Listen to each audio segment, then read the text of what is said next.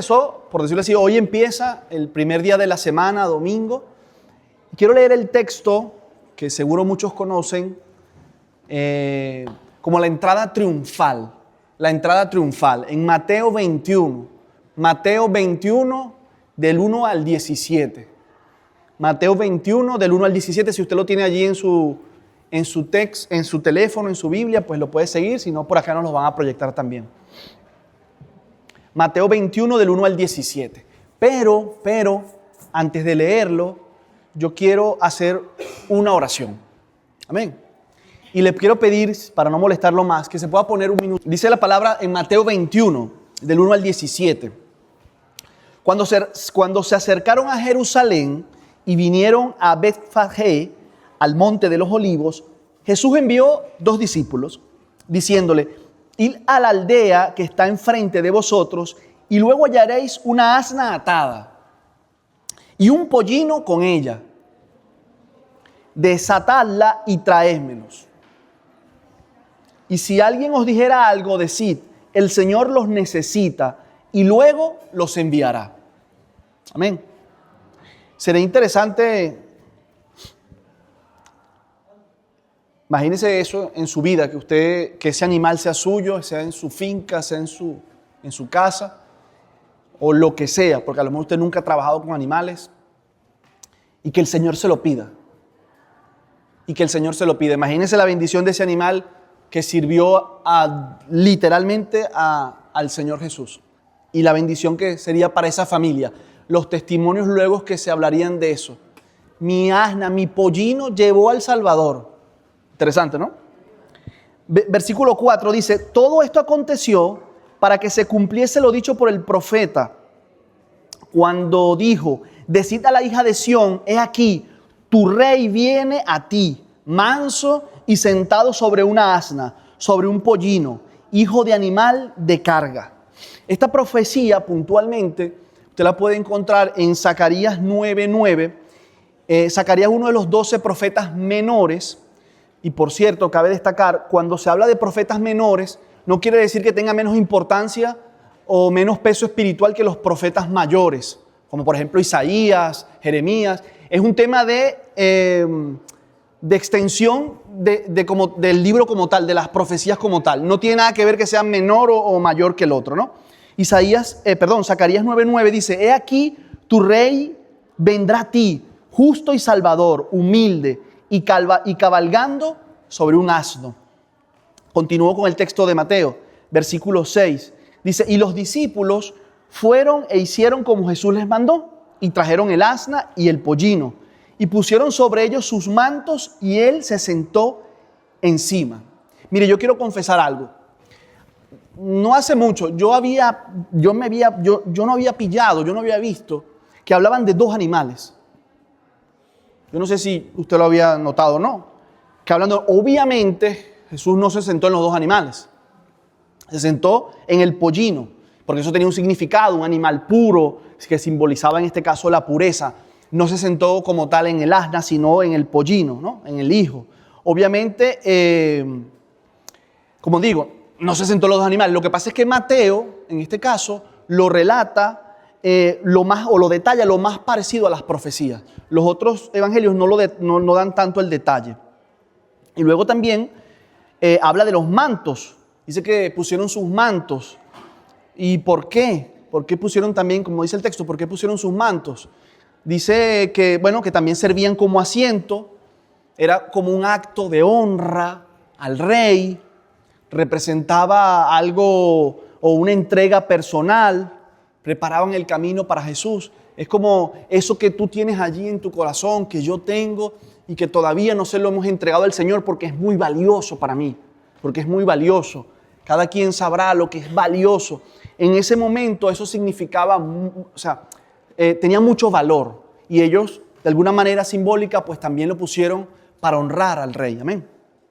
Era una forma de rendición, de honor para Jesús. Versículo 8. Dice: y la multitud, que era muy numerosa, tendía sus mantos en el camino, y otros cortaban ramas de los árboles y la tendían en el camino. Por eso hoy le llama el domingo ¿de qué? El domingo de Ramos. mucha gente le tiene miedo a, no, Domingo de Ramos, porque se ve mucho, es una costumbre más en la Iglesia Católica, pero viene de aquí, es bíblico, no tiene nada de malo decir que es Domingo de Ramos, porque eran los ramos, era una manera, como lo dice el texto, de rendirle honra porque venía entrando el rey. Cortaban muchas palmeras y tal. Dice el versículo 9, y la gente que iba adelante y la que iba atrás o detrás aclamaba, diciendo, Hosana al Hijo de David. Bendito el que viene en el nombre del Señor. Hosana en las alturas. Versículo 10, cuando entró él en Jerusalén, toda la ciudad se conmovió, diciendo, ¿quién es este? Y la gente decía, este es Jesús, el profeta de Nazaret de Galilea. Y entró Jesús en el templo de Dios, versículo 12, recuerdan ese texto también, y echó fuera a todos los que vendían y compraban en el templo. ¿Y qué hizo? Volcó las mesas de los cambistas y las sillas de los que vendían palomas. Y les dijo, escrito está, mi casa, casa de oración será llamada, mas vosotros la habéis hecho cueva de ladrones. Cueva de ladrones. Eso se lee aquí muy rápido, muy fácil, pero en ese momento, en ese contexto religioso, histórico, eso de que se pare un hombre, en este caso obviamente era el Hijo de Dios, era Dios mismo, y decirle a todos los religiosos de la época, a los poderosos de la época, a los fariseos, los sacerdotes que estaban allí, decirle,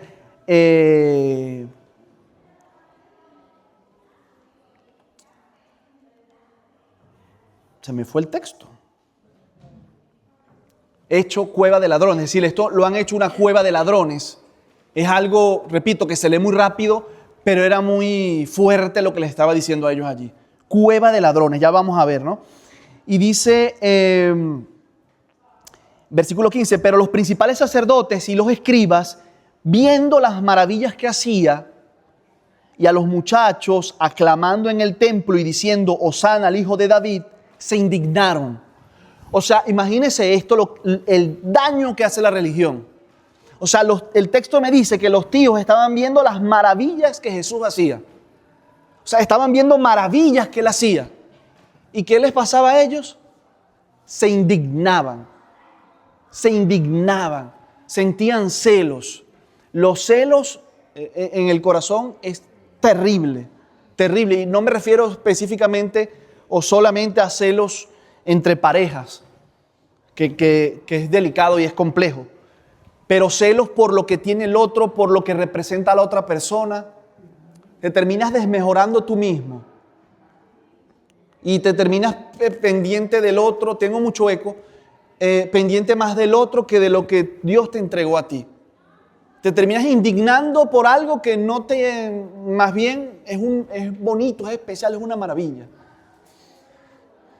Dice el texto, y le dijeron, oye lo que estos dicen. Y Jesús les dijo, sí, ¿nunca leísteis? De la boca de los niños y de los que maman, perfeccionaste la alabanza. Esto es algo también muy interesante y muy profundo, que también es profético. Se cumplió otra profecía más, porque aquí prácticamente le están diciendo, pero tú te estás escuchando, o sea, te están diciendo como que tú eres Dios, ¿sí? Sí.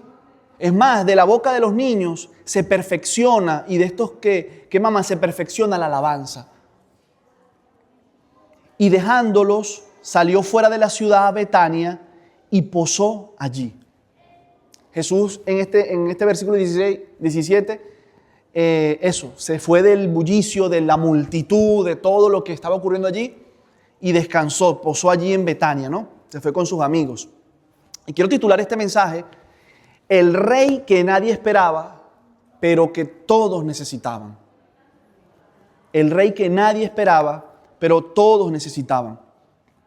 Mire, hay algo que todos hacemos a veces sin darnos cuenta. Y en alguna oportunidad lo hemos mencionado. Nosotros, repito, a veces sin darnos cuenta creamos expectativas de cómo Dios debería de actuar, cómo debería de responder nuestras oraciones, cuándo debería de obrar. Específicamente, el Señor, quiero que obres en este momento. ¿Qué tipo de milagro debería de hacer? Creamos esa expectativa y cuando obviamente la cosa no encaja, cuando Dios no encaja a nuestra expectativa, nos confundimos. Nos confundimos e incluso nos alejamos, nos apartamos. Y eso fue exactamente lo que pasó en la entrada triunfal de Jesús. El pueblo estaba listo, había un ambiente, una atmósfera cargada, la expectativa era altísima. Ahora sí, es el momento, el Mesías llegó. Ellos estaban esperando todo eso, que al fin nos vamos a librar de la opresión de Roma, porque había un imperio allí que los estaba torturando.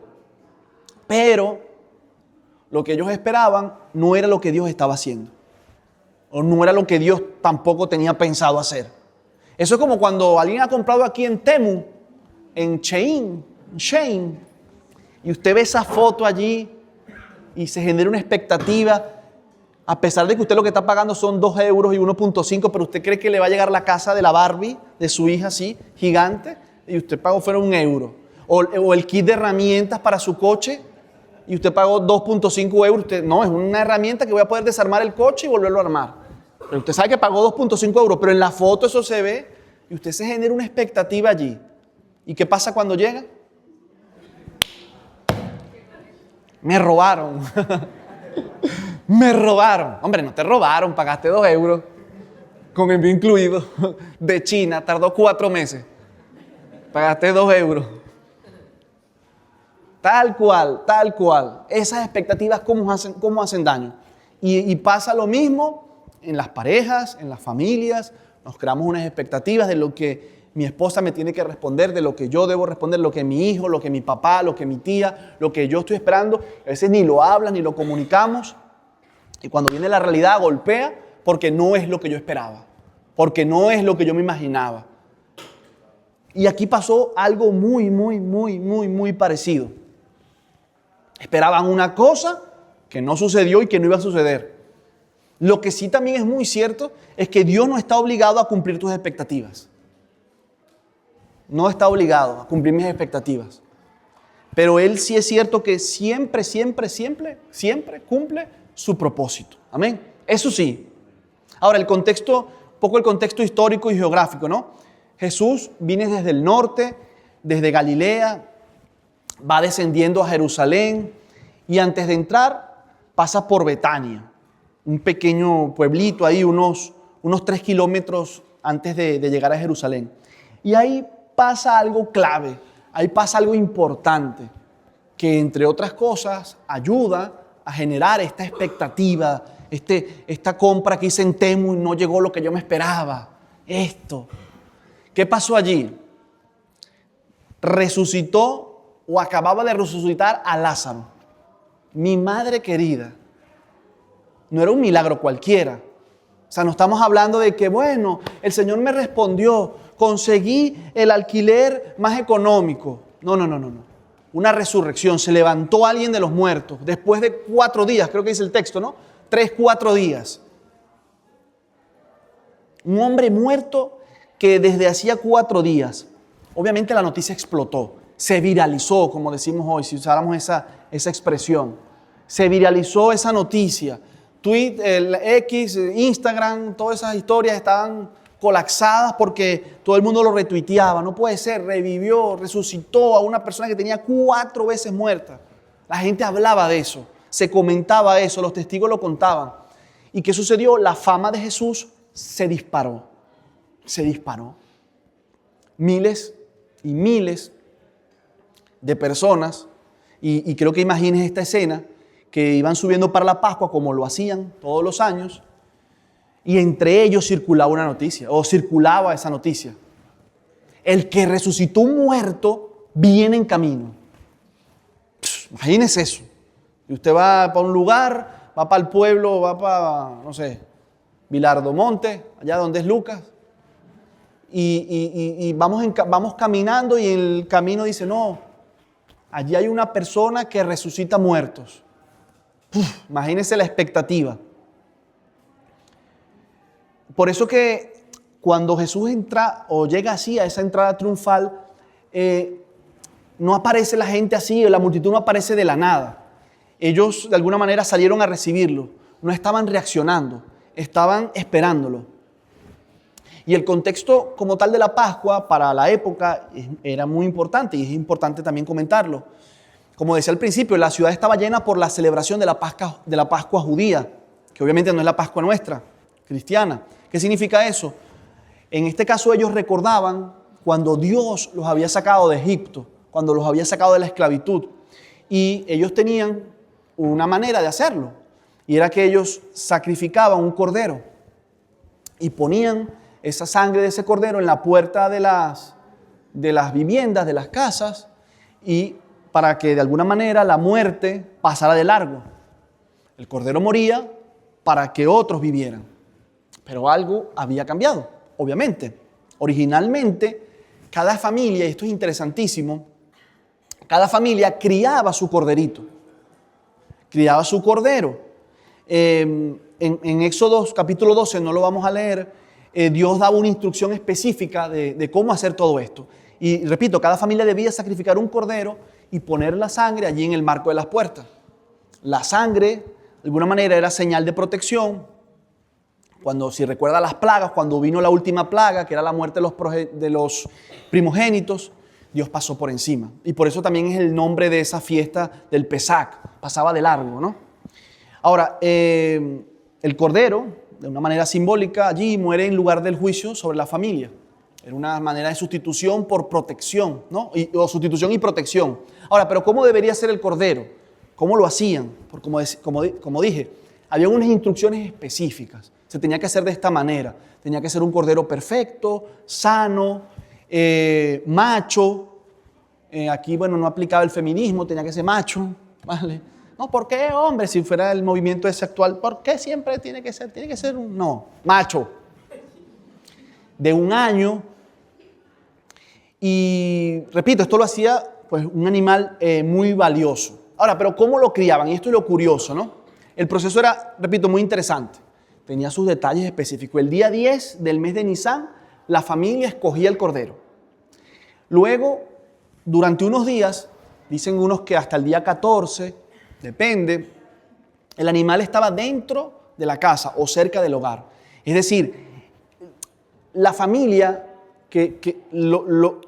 la familia lo conocía, se encariñaba con él. Imagínese usted tener un animalito en casa por varios días, bastantes días, tenía un significado mayor que cualquier, o sea, cuando usted quiere un animal, un perrito, una cosa, usted lo tiene en su casa, obviamente le coge cariño, ¿no? Y esto era importante, porque lo que hacía era que el sacrificio fuera personal y significativo, y no simplemente algo frío. Repito, si yo crío el animal en mi casa, cerca de mí, y me toca sacrificar el animal, porque ellos lo hacían de esa manera, hombre, no es lo mismo que conseguir el animal que tú comprabas en el mercado. ¿Me explico? Oye, tú le tenías cariño al animal y verlo allí, tener que sacrificarlo, pues tenía un significado, tenía una importancia, y sencillamente era que había conexión, que había cuidado, que había cercanía, que había valor. Es decir, el sacrificio tenía un peso emocional, tenía un peso emocional y también obviamente espiritual. Pero, los benditos peros, ya eso era antes. En el tiempo de Jesús, la religión se había vuelto un sistema. Ya todo era un negocio.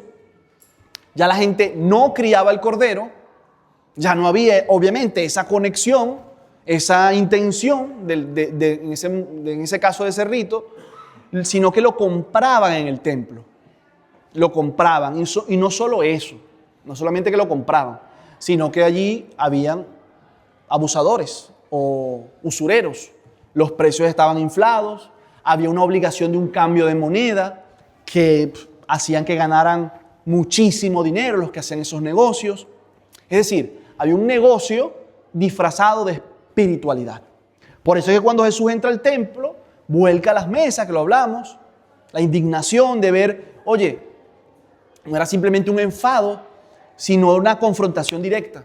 O sea, habían convertido el acceso a Dios, porque era la manera de acceder a Dios, en un negocio.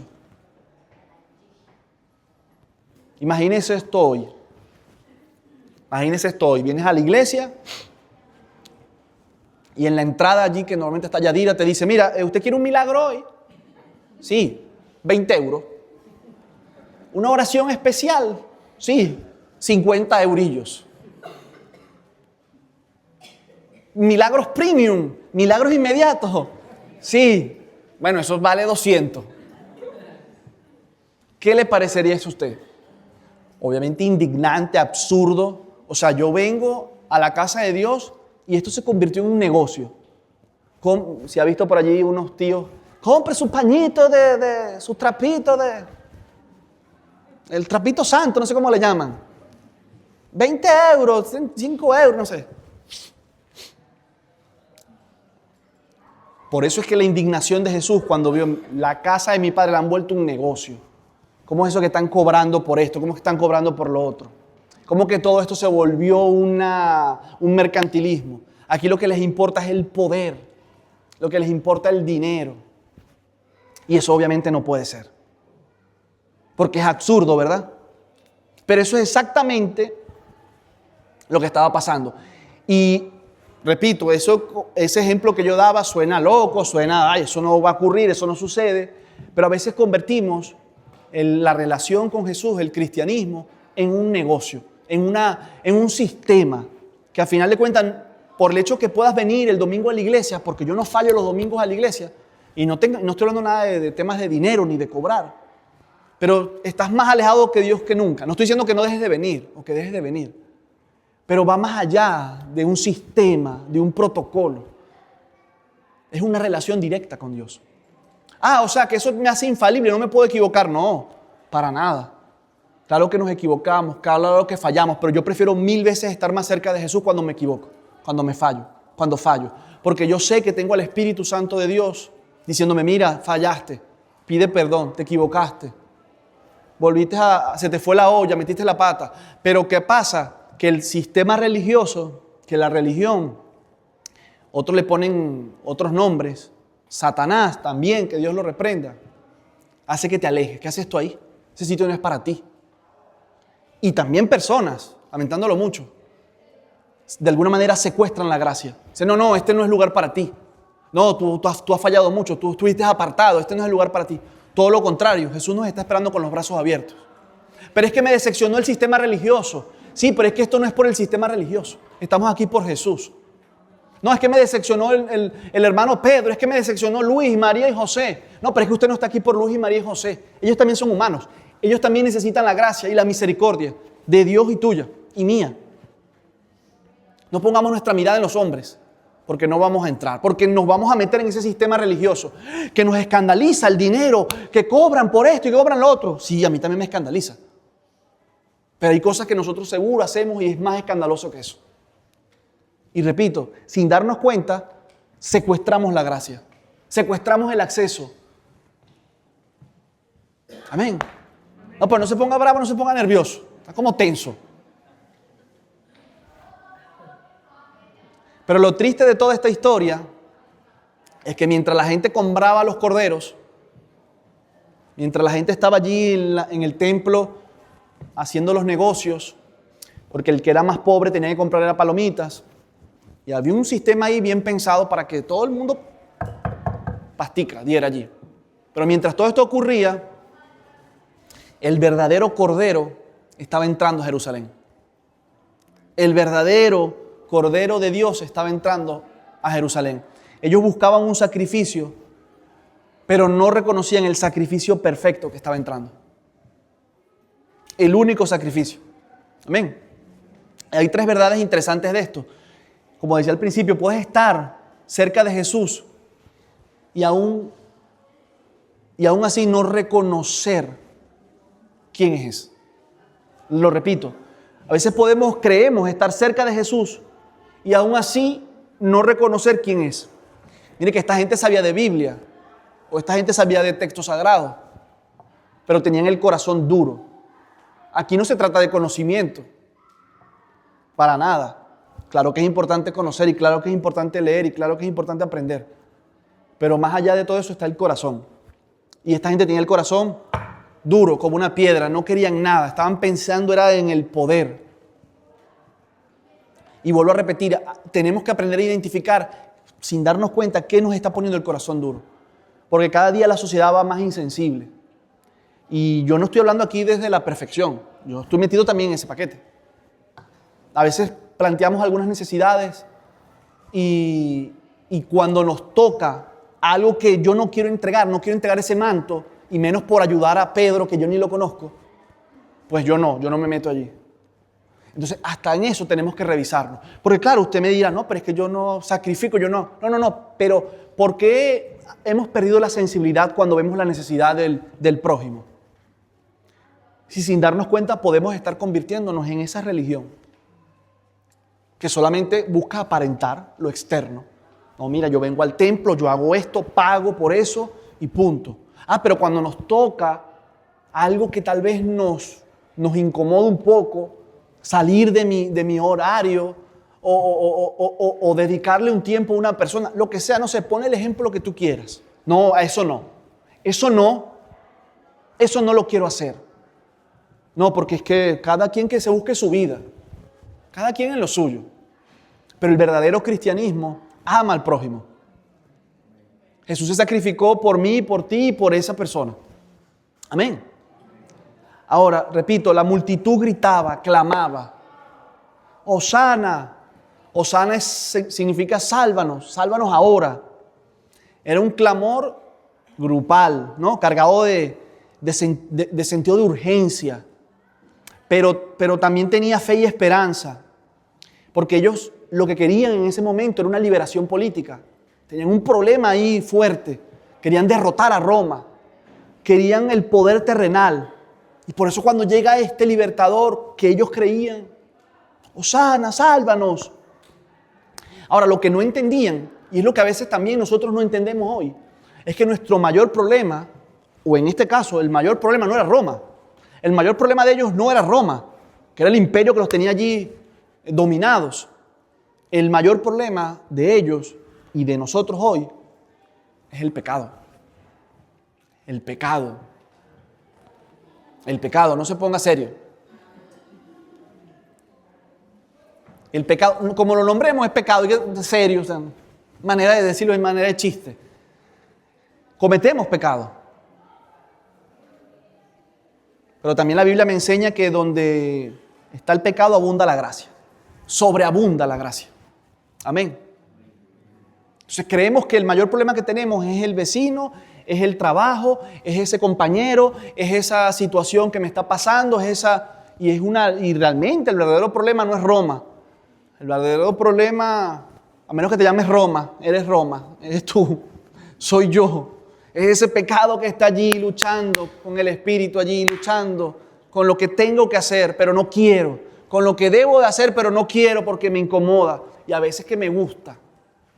Porque el pecado es coqueto. El pecado es coqueto. Pero es mentiroso, engaña. Así como temo. Te muestra que, y cuando llega, resulta que destruye. No sirve, me decepciona. Repito, su mayor problema de esa gente no era Roma, era el pecado. Porque muchas veces tenemos la expectativa de que Jesús viene a mejorar mi situación externa. Pero realmente lo que Jesús quiere hacer en nuestras vidas es transformar nuestra condición interna. Lo demás vendrá por añadidura. Lo demás vendrá. Y yo repito, esto es un tiempo, Semana Santa, para reflexionar mucho, para revisarnos mucho. Aquí el que esté libre de pecado que tire la primera piedra. ¿Alguien tiró piedra? No.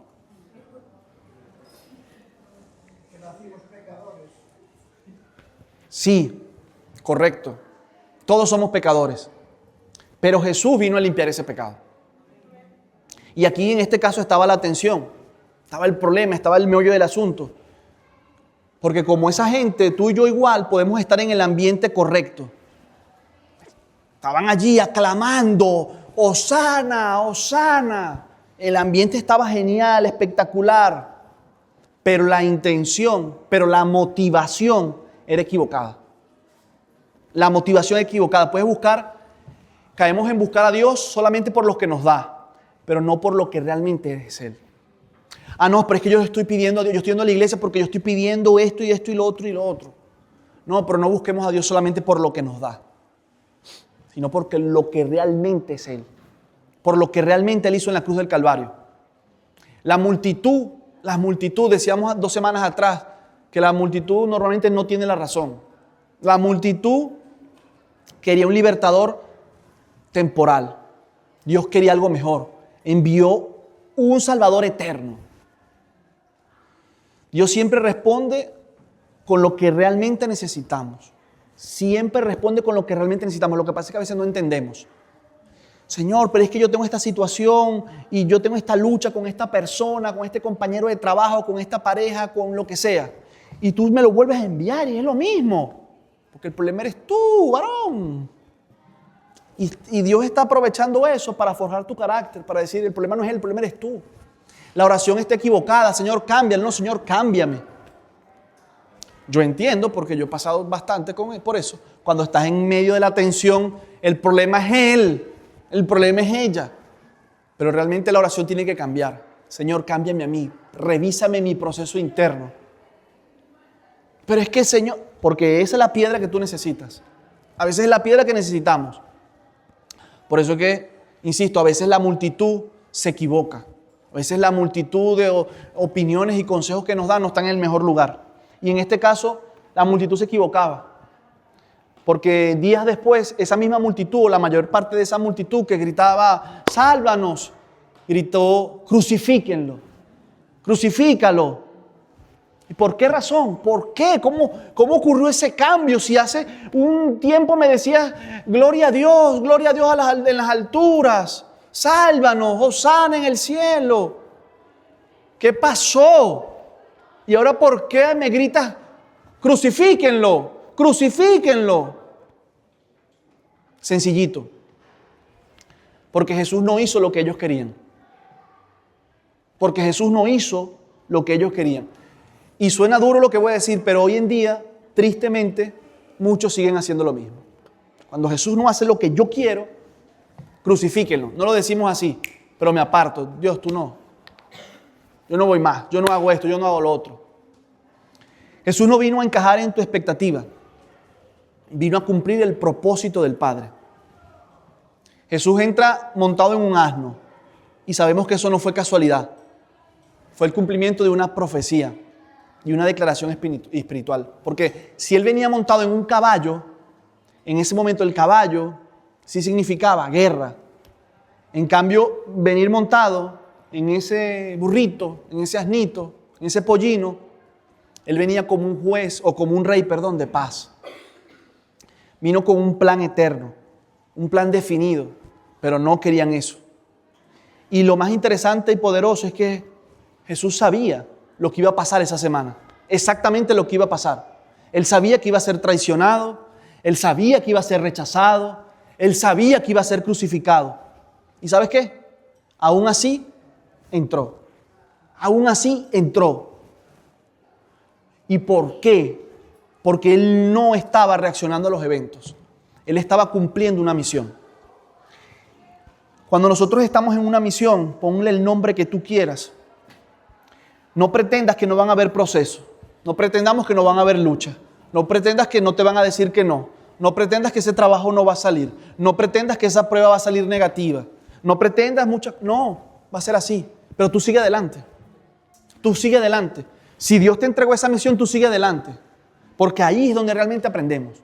Porque ahí es donde realmente entendemos el valor de las cosas. Mire, aquí obviamente todos sabemos que cuando nos regalan algo no lo valoras igual cuando tú te lo ganas y lo trabajas y lo sudas, como decimos coloquialmente. No tiene nada que ver. Pero en cambio cuando tú luchas y te lo ganas y te esfuerzas, tú dices, yo sigo adelante y yo persevero y yo cuido esto porque yo me lo gané, porque yo lo luché, porque yo lo trabajé. ¿Sí o no? Y eso es lo que me encanta de Jesús. Sabiendo todo lo que iba a pasar, sabiendo todo lo que iba a pasarle, porque Él es Dios, porque Él lo sabía, con todo y eso, entró, porque Él estaba cumpliendo una misión y eso no lo iba a detener. Y una pregunta para todos. ¿Tú entrarías a un lugar sabiendo que a pesar de que te están aplaudiendo, por eso es importante también el discernimiento, Ay, aquí me aplauden mucho. Me aplauden mucho. Pero ¿sabes realmente lo que quiere esa persona? Pero ¿sabes por qué estás seguro? Pero bueno, me desvié un poco. Tú entrarías a ese lugar sabiendo que a pesar de que te están aplaudiendo, al poco tiempo te van a matar. No es que te van a castigar, no es que te van a meter preso, es que te van a matar, te van a crucificar, te van a despreciar. ¿Tú entrarías? ¿Tú entrarías a un lugar donde sabes que si tú entras por esa puerta te van a volar la cabeza? ¿Tú entrarías? ¿Y por un hijo lo harías? Los que son padres acá. ¿Por un hijo entrarías a ese lugar que sabes que tu hijo se está ahogando, Dios lo guarde, y yo me meto en ese río por salvar a mi hijo, a mi sobrino, que es que lo amo, a esa persona, que lo harías?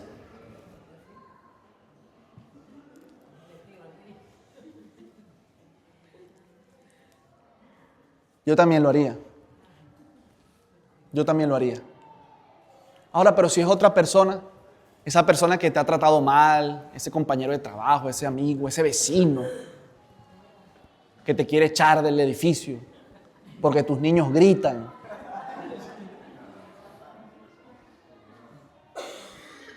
Me pasó.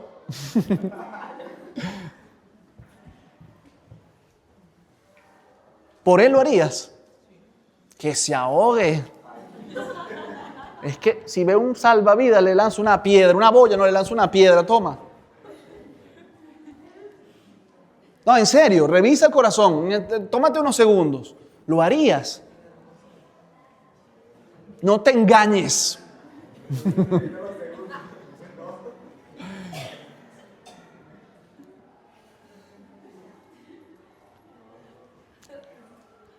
Pero Jesús lo hizo. Y estoy seguro que más de uno de los que estamos acá, incluyéndome, no me lo merecía. No nos los merecíamos. Pero Él lo hizo. Por amor a ti. Así que es poco lo que Él nos pide, comparado a todo lo que Él hizo. Y para ir terminando, y le pido a los chicos de alabanza que me acompañen, mientras miles de corderos iban a ser sacrificados en la Pascua, hay un historiador que se llama Flavio Josefo. Él habla, ahí está un libro, por cierto, muy bueno de él.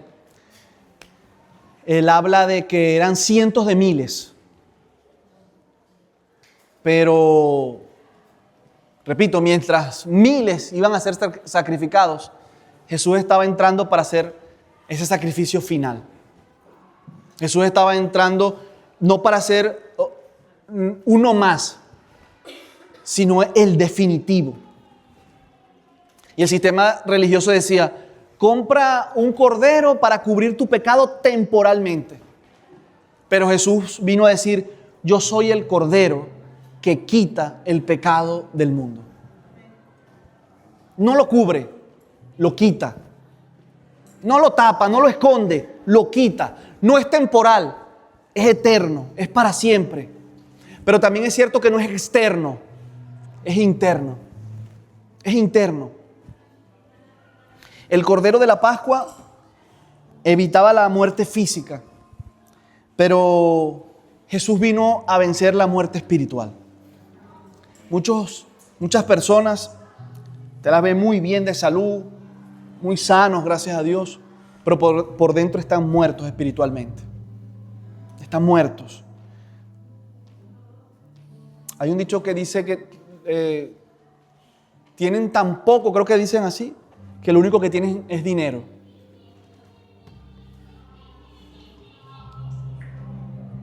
Ese sacrificio se repetía cada año. Pero Jesús murió una vez y para siempre. Jesús no entró en Jerusalén por casualidad. Ay, qué casualidad, voy a entrar por aquí que me están aclamando. Permiso, buenas, me siento aplaudido, qué bien, aquí estoy muy bien. Sabía que iba a morir, sabía que lo iban a rechazar, sabía que le iban a golpear, sabía que lo iban a crucificar y aún así entró. No fue la cruz que detuvo a Jesús, todo lo contrario, fue que lo motivó. Fue lo que lo motivó. La entrada triunfal no fue un desfile, fue una declaración. Jesús no vino a ser el rey que la gente quería, vino a ser el rey que todos necesitamos. Que todos necesitamos. La multitud lo celebró, pero no lo entendió.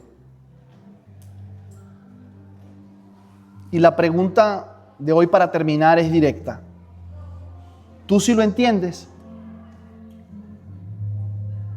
Tú lo estás celebrando, pero tú sí lo entiendes. Tú sí estás entendiendo en el momento que estás. Tú sí lo entiendes. Y la buena noticia es que así no lo entiendas, o que estés apartado, o que no lo conocías. Hoy Jesús no simplemente quiere entrar a Jerusalén. Él quiere entrar a tu vida. Él quiere entrar a mi vida.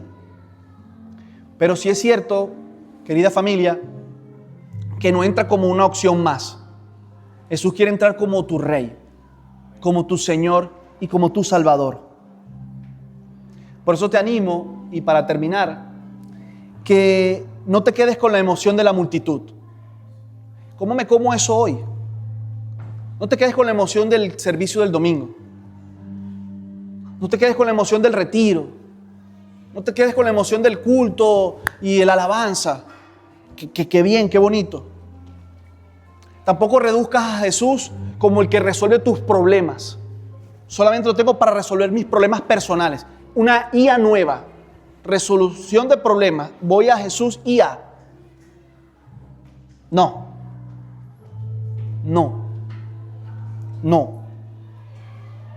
Necesitamos reconocerlo como Rey, como mi Salvador y como mi Señor. Amén.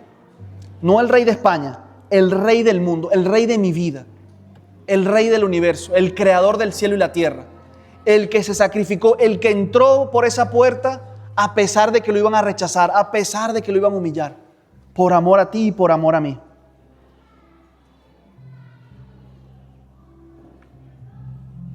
¿De qué grupo eres? ¿De qué grupo eres? El Hosana, que significa Salvador, Señor salva, viene del Salmo 118, versículo 25 específicamente. Dice, oh Señor, sálvanos ahora.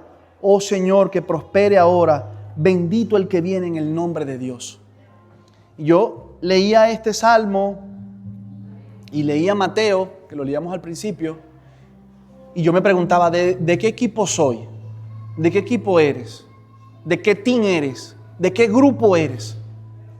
De ese grupo, porque este salmo era muchos lo atribuyen a David, era un clamor real,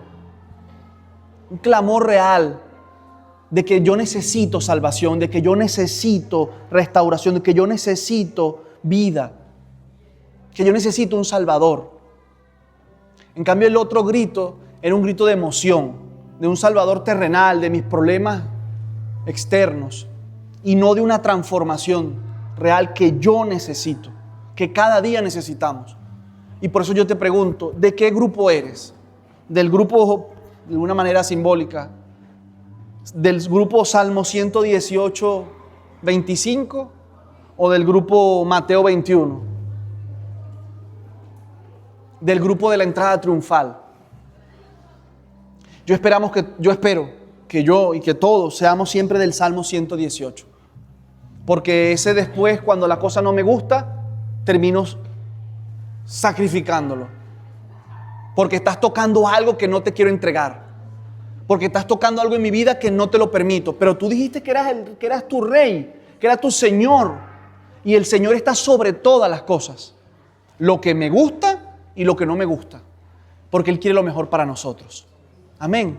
Y hoy es un buen momento, un nuevo momento para decir, Señor, aquí estoy, me reconcilio otra vez contigo. Sí, reconozco que no te he entregado aquello, que no te he entregado lo otro. Reconozco, Señor, que sí, te he gritado, oh Señor, hosana en las alturas, pero que al día siguiente te he gritado también, sacrifícalo.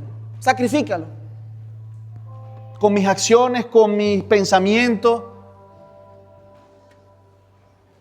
con mi falta de fe, con muchas cosas. Lo reconozco, Señor. Así que es momento, iglesia, de mientras adoramos al Señor, te tomes unos segundos en meditar sobre eso. Señor, ayúdame, Espíritu Santo de Dios. Ayúdame, Señor, a ser de aquellos que te claman, Señor, que te adoran de verdad, Padre. Señor, ayúdame y enséñame cada día, Señor, a depender de ti, Señor, a entregarte todo eso que a mí no me sirve, que me está haciendo daño, pero que no te lo quiero entregar. Ayúdame, Señor, Espíritu Santo de Dios.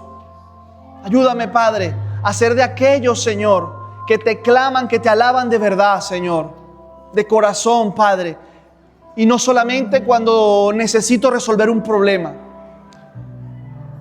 Espíritu Santo de Dios, ayúdame, Padre.